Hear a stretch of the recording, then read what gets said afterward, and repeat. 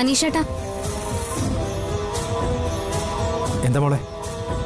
അനീഷേട്ടന് ഓഡിറ്റോറിയത്തിന്റെ advance കൊടുത്തായിരുന്നോ? കൊടുത്തു. എന്നിട്ട് അതിന്റെ റെസിപ്റ്റ് എവിടെ? അതവർ ഫോണിലേക്ക് അയച്ചുതരാന്നാ പറഞ്ഞേ. ഫോണിലേക്ക് അയച്ചുതരാന്നോ? അത് ഞാൻ പേയ്മെന്റ് കൊടുക്കുന്ന നേരത്ത് അവരുടെ അക്കൗണ്ടിനോട് ഇല്ലായിരുന്നു. അതാ റെസിപ്റ്റ് കയ്യിൽ കിട്ടാത്തെ. ടെൻഷനൊന്നും വേണ്ട, അതവർ അയച്ചു തരും. മോളെ അയച്ചു തരും മോളെ, ടെൻഷൻ ആവണ്ട നീ, അത് വരും.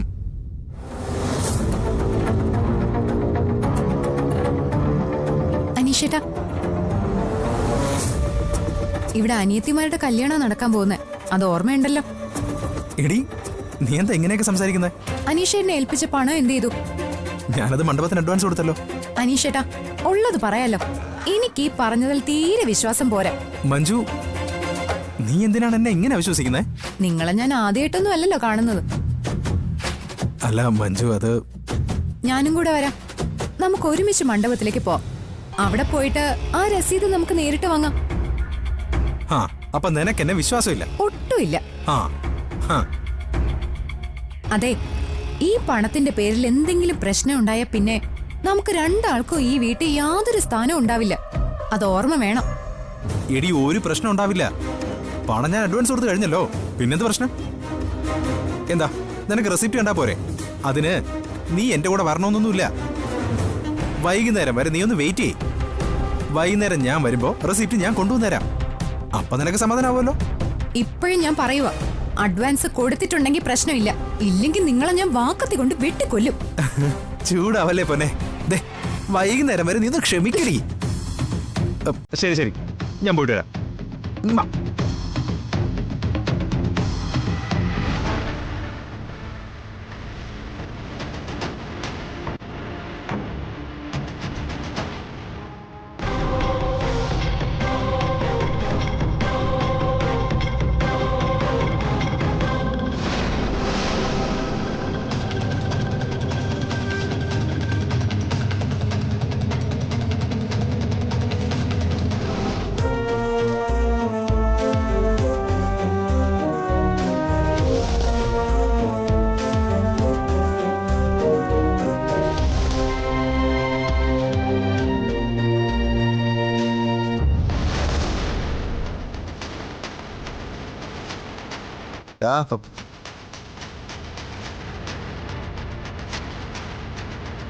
ഇതെന്താ, നീ ഇറങ്ങുന്നില്ലേ?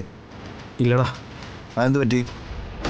ഓഫീസ് കഴിഞ്ഞ് എല്ലാവരും പോയില്ലേ, പിന്നെ നീ മാത്രം എന്തിനാ ഇവിടെ നിൽക്കുന്നേ? വാ, നമുക്ക് ഒരുമിച്ച് പോവാം. ഇല്ലടാ, ഞാനിപ്പോ വരുന്നില്ല. വരുന്നില്ലേ? നീ ഇന്നിവിടെ കിടന്നുറങ്ങാൻ പോവാണോ? എടാ, വീട്ടിൽ ചെന്ന് കയറാൻ പറ്റാത്ത അവസ്ഥയിലാണ് ഞാനിപ്പോ. അതിന് മാത്രം എന്താ ഇപ്പൊ ഉണ്ടായേ? എന്തുണ്ടായെന്നോ നിനക്കറിയില്ലേ?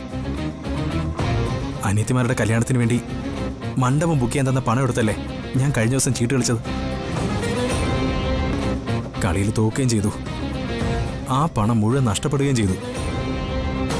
ഇന്ന് വീട്ടിലേക്ക് ചെന്ന് കയറണമെങ്കിൽ മണ്ഡപം ബുക്ക് ചെയ്ത റെസിപ്റ്റ് വേണം.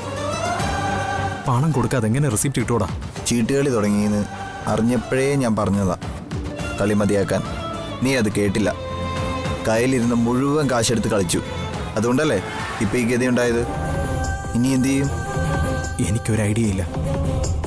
എടാ, നീ വിചാരിച്ച എവിടെന്നെങ്കിലും പലിശയ്ക്ക് പണം എടുത്തു തരാൻ പറ്റുമോ? ഇല്ല അളിയാ, ഞാൻ വിചാരിച്ച അതൊന്നും നടക്കില്ല. നീ വേറെ എന്തെങ്കിലും വഴി ആലോചിക്കുക. അല്ലാതെ ഇവിടെ ഇങ്ങനെ നിൽക്കുന്നതിൽ വല്ല പ്രയോജനമുണ്ടോ? നീ വാ, നമുക്ക് ഇവിടെ നിന്ന് പോവാം. ഇല്ലടാ, നീ പൊയ്ക്കോ. എന്തെങ്കിലും ചെയ്യാൻ പറ്റുമെന്ന് ഞാനൊന്ന് ആലോചിക്കട്ടെ. ശരി, ഞാൻ ഇറങ്ങും.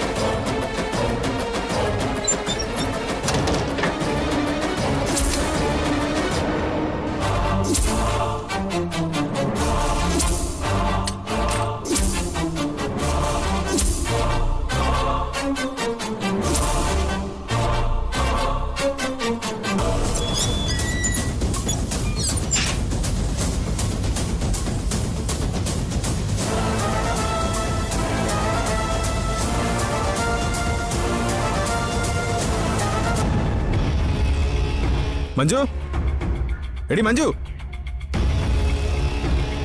ആ, എത്തിയോ? എന്തായി? മണ്ഡപത്തിന്റെ അഡ്വാൻസ് കൊടുത്തിട്ട് ആ റെസിപ്റ്റ് കിട്ടിയോ? അഡ്വാൻസ് കൊടുത്താ പിന്നെ റെസിപ്റ്റ് കിട്ടില്ലേ? എന്നിട്ട് എവിടെ? ആ, നിക്കേ. ദാ, പിടിച്ചോ.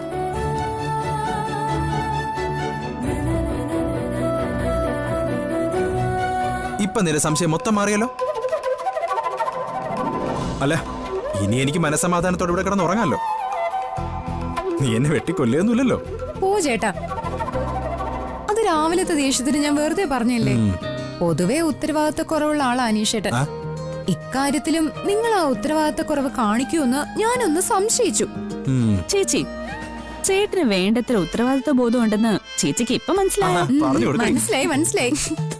ഓഡിറ്റോറിയത്തിന് അഡ്വാൻസ് അടച്ചു കാണില്ലെന്ന് കരുതി രാവിലെ ചേച്ചി ചേട്ടനെ കണക്കിന് ചീത്ത പറഞ്ഞല്ലോ. ഇടയ്ക്കിടയ്ക്ക് അങ്ങനെ ചില്ലറ ഡോസൊക്കെ നിന്റെ ചേട്ടന് ആവശ്യമുണ്ട് അഞ്ജു. അനീഷേട്ടാ, അഡ്വാൻസ് കൊടുത്തതിന്റെ റെസിപ്റ്റ് അവർ ഫോണിൽ അയക്കുന്നു പറഞ്ഞിട്ട് ഇതുവരെ വന്നില്ലല്ലോ. അല്ല, അവരത് വിട്ടുപോയതാ. ദേ, ഞാനിപ്പോ നേരിട്ട് നിന്ന് അവരുടെ ഓഫീസിൽ നിന്ന് കളക്ട് ചെയ്തു. ആ, എടി മഞ്ജു, അത് ദേവിന് കാണിച്ചു കൊടുത്തേ.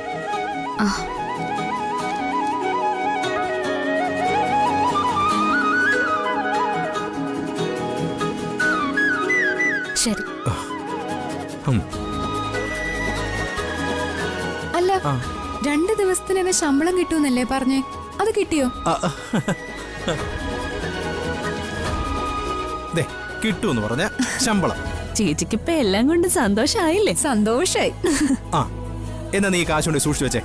എന്നിട്ട് എനിക്കൊരു ചൂട് ചായ ഉണ്ടാക്കിത്താ. വാ വാ വാ.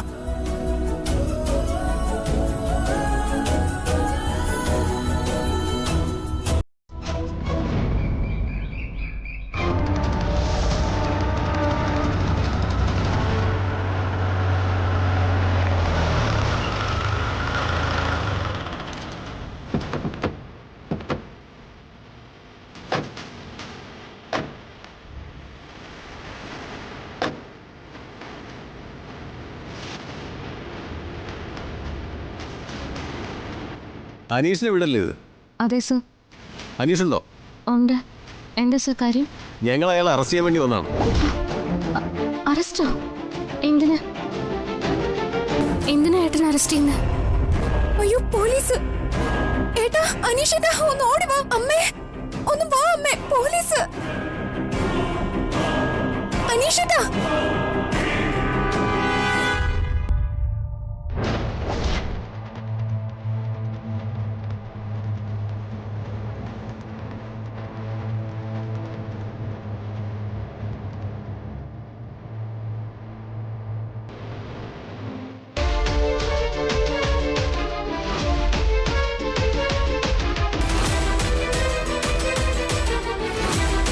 എന്താ സാറേ, എന്താ കാര്യം? ഇവനാണോ അനീഷ്?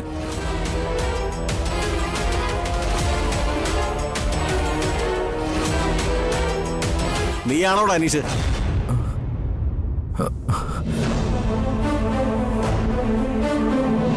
പ്രശ്നം എന്താണെന്ന് ഇവൻ പറയും.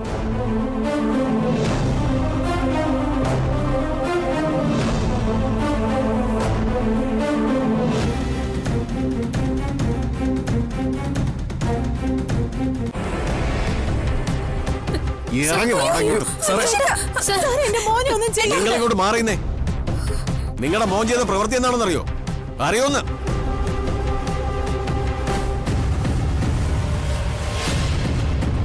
അനീഷേട്ടൻ എന്ത് തെറ്റാണ് ചെയ്തത്?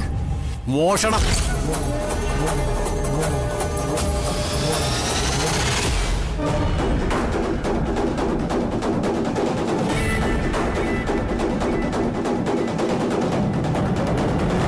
ഇയാള് വർക്ക് ചെയ്തിരുന്ന ഓഫീസിൽ നിന്ന് 3 ലക്ഷം രൂപ കവർ ചെയ്തു.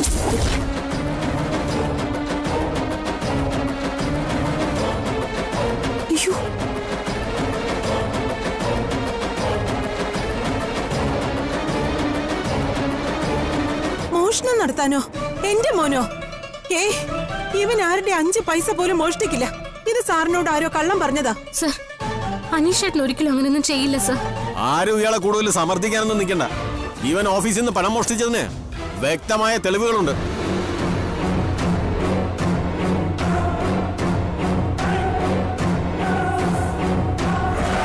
അതിന്റെ അടിസ്ഥാനത്തിലാ ഞങ്ങൾ ഇയാളെ അറസ്റ്റ് ചെയ്യാൻ വന്നിരിക്കുന്നത്. അനീഷേട്ടാ, ഈ പറയുന്ന സത്യമാണോ? സത്യമാണോന്ന്? ഇവ സത്യം പറഞ്ഞില്ലെങ്കിലേ ഇവരെ കൊണ്ട് സത്യം പറയിപ്പിക്കാൻ ഞങ്ങൾക്ക് അറിയാം. നീ അല്ലടാ പണം മോഷ്ടിച്ചേ.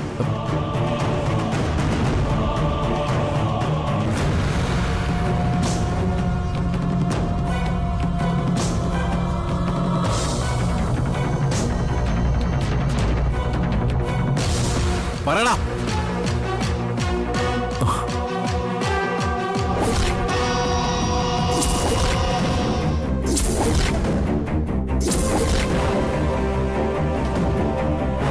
കണ്ടല്ലോ, ഇവൻ കുറ്റം സംബന്ധിച്ച് എല്ലാരും കണ്ടല്ലോ.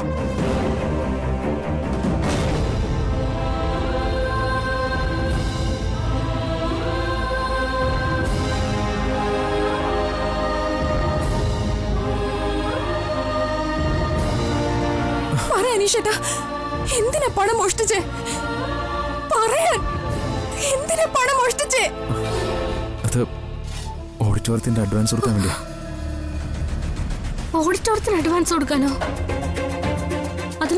അതിനുള്ള പണം ഞാൻ അനീഷേട്ടന് തന്നല്ലേ? തന്നു, പക്ഷേ ഒരു കൂട്ടുകാരന്റെ ആവശ്യത്തിന് കടം കൊടുത്തു എന്ന് പറഞ്ഞിട്ട് അത് ഇതുവരെ തിരികെ കിട്ടിയില്ലേ? അയാൾ പറ്റിച്ചോ? ഒന്നുമല്ല, ആർക്കും ഒരു രൂപ പോലും കടം കൊടുത്തിട്ടുമില്ല. ആ പണം മുഴുവൻ ചീട്ട് കളിച്ച് കളഞ്ഞതാ.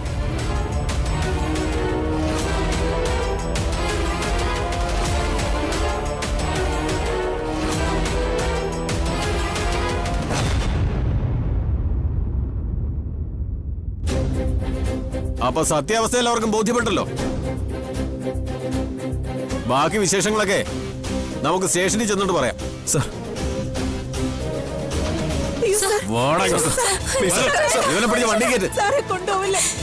അയ്യോ, അയ്യോ, മോളെ.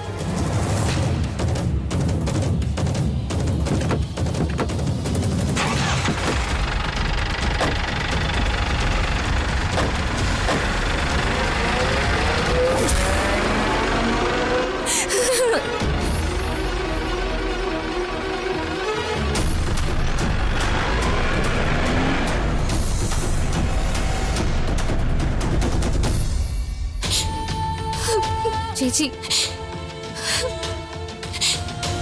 മഞ്ജേച്ചി ഇങ്ങനെ കരയല്ലേ?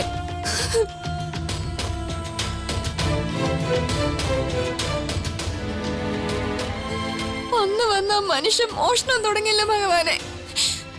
ഇയാൾ ഇങ്ങനെ ഒരുത്തനാണെന്ന് ഞാൻ കരുതിയത് പോലുമില്ല. എല്ലാത്തിനും കാരണം അയാളുടെ ഒടുക്കത്തെ ചീട്ട് കളിയാ.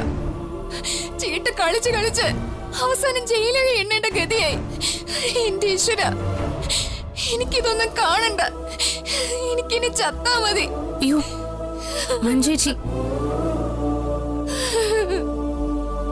ചേച്ചി കരയാതിരിക്കേ. വേണ്ട മോളെ, എനിക്കിനി അയാൾക്കൊപ്പം ഒരു ജീവിതം വേണ്ട. ഇങ്ങനെ ഒരു മോഷ്ടാവിന്റെ ദുർനടപ്പുകാരന്റെ ഭാര്യയായി എനിക്കിനി ജീവിക്കണ്ട. ചേച്ചി നോക്കേ, ചേട്ടന് ഒരു ബുദ്ധിമോശം സംഭവിച്ചു പോയെന്ന് മാത്രം കരുതിയാൽ മതി. എന്ത് ബുദ്ധിമോശം? അറിഞ്ഞുകൊണ്ട് പണം കക്കുന്നതാണോ ബുദ്ധിമോശം? അഞ്ജു, നിനക്കിനി ഈ ജന്മത്തിൽ ഒരു വിവാഹം നടക്കുമെന്ന് എനിക്ക് തോന്നുന്നില്ല. ഒരു വിവാഹം തലനാരിഴയ്ക്ക തട്ടിത്തെറിച്ച് പോയത്. ഇപ്പൊ വീണ്ടും അതേ കുടുംബത്തിൽ നിന്ന് ഒരു ആലോചന വന്നു. അത് വിവാഹത്തിന്റെ വക്ക് വരെ എത്തിയപ്പോ ദേ കിടക്കുന്നു ആങ്ങള ജയിലില്. പോലീസ് മോഷണ കേസിൽ അനീഷിനെ അറസ്റ്റ് ചെയ്തുകൊണ്ട് പോയെന്ന് പൊന്നാരൻ തോട്ടത്തുകാരെ അറിഞ്ഞ അതോടെ തീർന്നു. വിവാഹവും സംബന്ധവും ഒക്കെ അവിടെ നിൽക്കും. കള്ളന്റെ കുടുംബവുമായി ബന്ധം കൂടാൻ അവർ തയ്യാറാവോ? ഇത് നിന്റെ തലവിധിയാ. എന്തായാലും ഇത് വല്ലാത്തൊരു വിധിയായി പോയി. ഈ കല്യാണം കൂടെ മുടങ്ങിയാലേ അമ്മയാണ് സത്യം. ഞാൻ പിന്നെ ജീവിച്ചിരിക്കില്ല. എന്റെ ജീവിതം ഞാൻ അങ്ങ് അവസാനിപ്പിക്കും. അഞ്ജിതേ, നിങ്ങൾ എല്ലാരും കൂടി ഇങ്ങനെ വേവലാതിപ്പെടാതിരിക്കേ. ഒന്നും സംഭവിക്കില്ല. നിശ്ചയിച്ചതുപോലെ തന്നെ വിവാഹമൊക്കെ നടക്കും. പക്ഷെ ഒരു കാര്യം നിങ്ങൾ ശ്രദ്ധിക്കണം. ഇപ്പൊ നടന്നതൊന്നും മുത്തശ്ശൻ അറിയരുത്. എന്തായാലും മുത്തശ്ശൻ അമ്പലത്തിൽ നിന്ന് വരുന്നതിന് മുൻപ് ഇതിനൊരു പരിഹാരം കാണാൻ പറ്റുമോ ഞാൻ നോക്കട്ടെ. നീ എന്ത് ചെയ്യാൻ പോവാ? അതൊക്കെ വന്നിട്ട് പറയാം.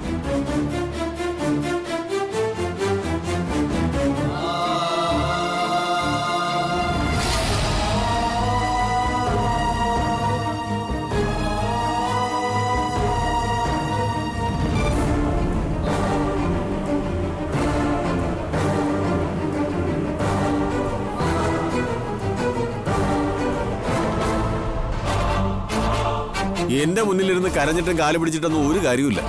സർ, അനീഷിന്റെ കൂട്ടുകാരൻ പറഞ്ഞനുസരിച്ച് അനീഷാണ് കുറ്റം ചെയ്തതെന്ന് അനീഷ് തന്നെ സമ്മതിച്ച സ്ഥിതിക്ക് എനിക്ക് കേസെടുക്കാതിരിക്കാൻ പറ്റില്ലല്ലോ.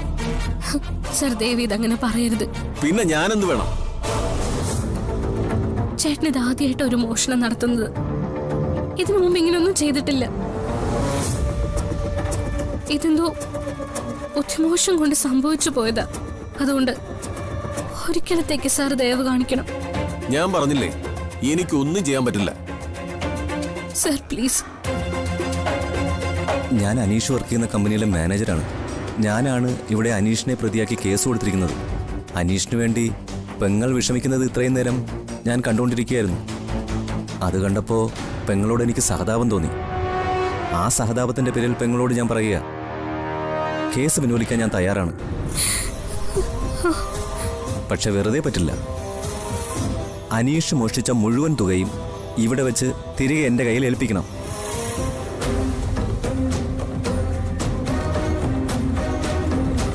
അത് കിട്ടിയാൽ ഞാൻ കേസ് പിൻവലിക്കാം. അനീഷ് രക്ഷപ്പെടുകയും ചെയ്യും.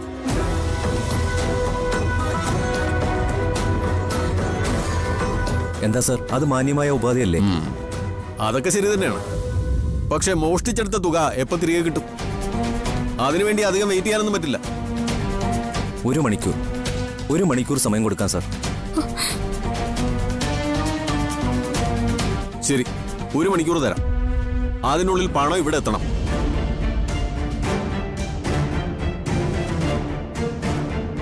അത് കഴിഞ്ഞാൽ ഞാൻ അനീഷിന്റെ പേരിൽ FIR രജിസ്റ്റർ ചെയ്യും. FIR ഇട്ടാ പിന്നെ കേസ് പിൻവലിക്കാൻ പറ്റില്ല. അനീഷിനെ ഞങ്ങൾ കോടതിയിൽ ഹാജരാക്കും. അവിടുന്ന് അനീഷിന് ജയിലിൽ പോകേണ്ടി വരും.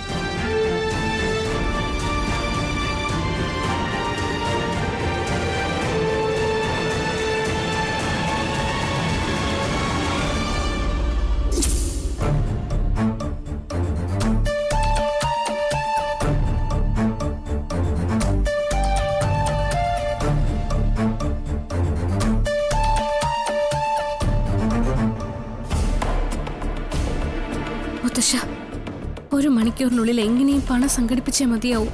എങ്കില് ആ SI FIR രജിസ്റ്റർ ചെയ്യും. 1 മണിക്കൂറിനുള്ളില് ഇത്രയും വലിയൊരു തുക? സത്യം പറഞ്ഞ അവനെ രക്ഷിക്കണമെന്ന് എനിക്ക് യാതൊരു താല്പര്യമില്ല. ഉപ്പ് തിന്നവൻ വെള്ളം കുടിക്കും. അവൻ ചെയ്ത തെറ്റിനുള്ള ശിക്ഷ അവൻ അനുഭവിക്കുക തന്നെ വേണം.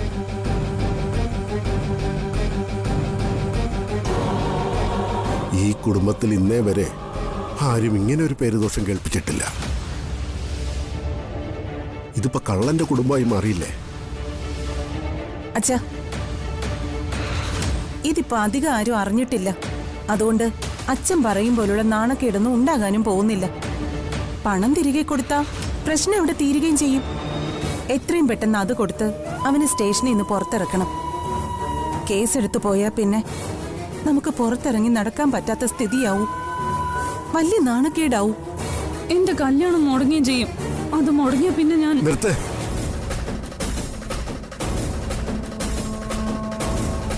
പണത്തിന് പണം തന്നെ വേണ്ടേ? 1-2 രൂപയല്ല, ലക്ഷങ്ങളല്ലേ അവൻ അപഹരിച്ചിരിക്കുന്നത്. അത്രയും പണം ഈ കുറഞ്ഞ സമയത്തിനുള്ളിൽ എവിടെ നിന്ന് അറേഞ്ച് ചെയ്യും?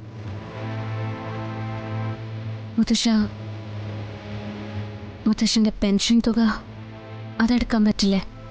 അതെടുക്കാം. പക്ഷേ അതുകൊണ്ട് മാത്രം തികയില്ലല്ലോ. വീണ്ടും നല്ലൊരു സംഖ്യ തന്നെ വേണ്ടേ?